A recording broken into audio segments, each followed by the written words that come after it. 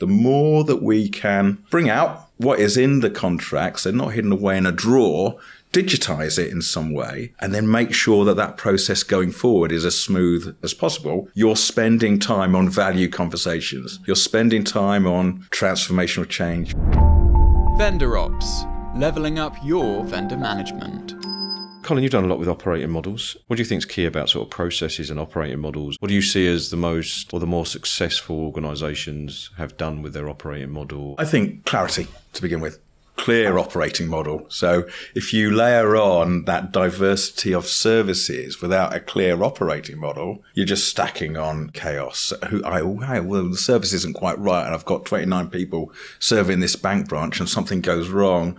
Whether it's with the service at the time or forward looking and working together, if you've got you need to have a clear operating model. Who's doing what? So I think the first thing is clear governance about who owns what part of the relationship. And the other thing about the complexity of when these, your left-hand side of the bow tie, when these contracts are put together, lots of different groups putting them together. Now they're coming down to that knot.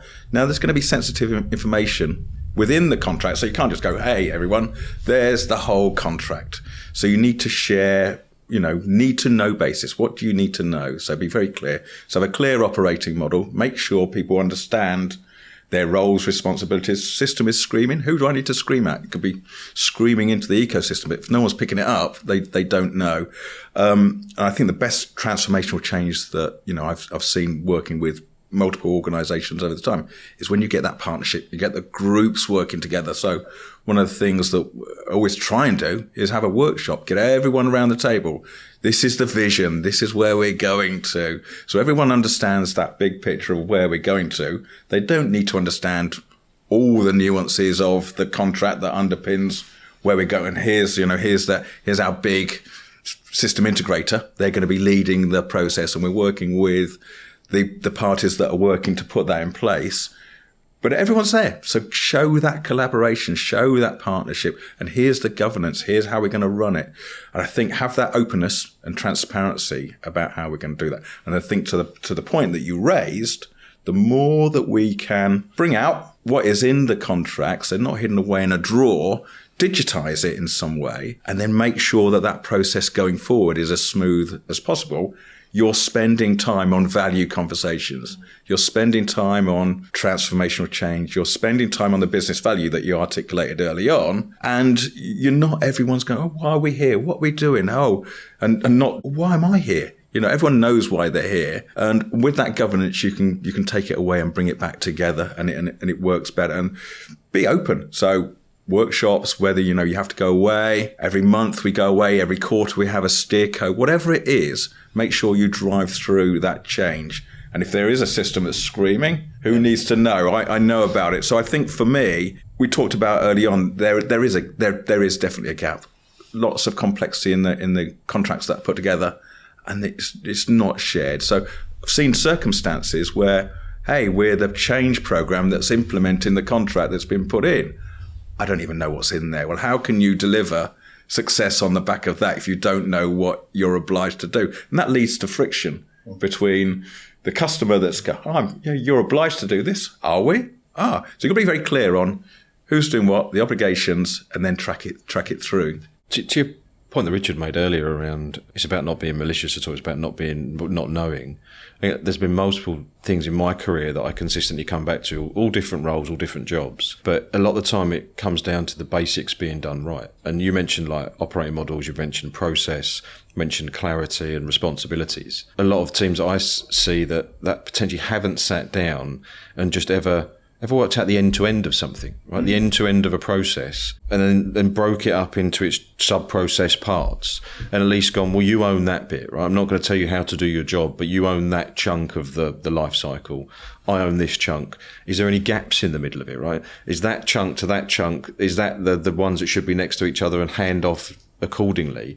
Because the problems that I see quite a lot are at that basic level, which is you've poorly defined something, you've got 10 process steps to something, and you've got 7 and 8 are missing. So don't be surprised that it falls down when you get to that part of the process because you've not defined it. Back to the point I'm making about basics is time and time again I come back to, What did the contract say? Was that a good written obligation? Was it acceptable to be put into the contract and then signed off? And then is it deliverable? If you have that kind of stream or thread running through it from pre to post, you kind of stop this problem from happening. You do, provided, and there's one provided I would throw in there that is often forgotten about, I think, even right now today. People still talk about the major contracts in their supply chain and then the long tail. So when I was talking about the bank earlier and 700 to 800 suppliers, 600 of those will fit in what the industry will call the long tail. And some could be very, very small, like Lokulus, like Brooklyn, relatively speaking, small organisations. But in this day and age of fintech technology, for instance, they are some of the most important that you've got. They're providing the AI or the bots that enable you to transfer funds, that enable you to deal in a new way in the market. There may be the technology that actually contains all of your contracts. If this went wrong, it's pretty important to your business. So no longer can you say, I've got 5 outsourcers and I spend 80% of my time making sure they're looking after my enterprise operating model correctly. You've now got to be consistent across just about every supplier. And it even works in the retail world. They'll still have their major suppliers and their infrastructure providers. But when pandemic came along, which was the most important, the people who had gel and the people who had masks, who were tiny little companies that they had to rely on very, very quickly to scale up. So what we're talking about in terms of process and automation and so on, it depends, its importance depends now on how it's spread across the entire supply chain, not just the central part, because the value may come from something that's quite small.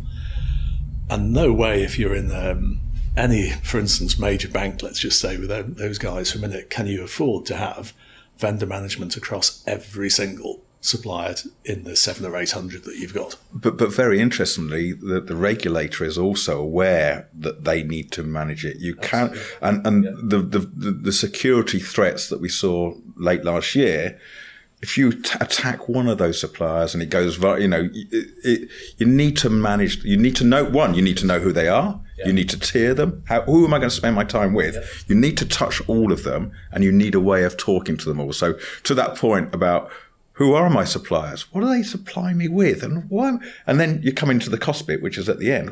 Do I actually need this? But I think that the security threat and the ability to work across that is key. Know who they are, who are the contacts, have that touch point. And then, as I say, the regulators, as we know in the financial sector, you've got to know who is providing your services all the way through, even down to the tail there. I think the supplier management discipline is quite unoptimised, right? So there's no standardisation around supplier management, right? So we've been looking to help try and change that with vendor ops, etc., and give it sort of a repeatable standard definition. But it's an industry that almost draws me back to the old days of when HR was called personnel, right? It's like, it's about people. It's HR's job. Or it's personnel's job because it's about people. And over time, it gets to the point, no, culturally, you need to be able to manage people and be able to be a people-aware person and aware of who you're managing. I think the same thing applies to a lot of disciplines today and supplier management, which is you're not going to get a vendor manager for every contract, right?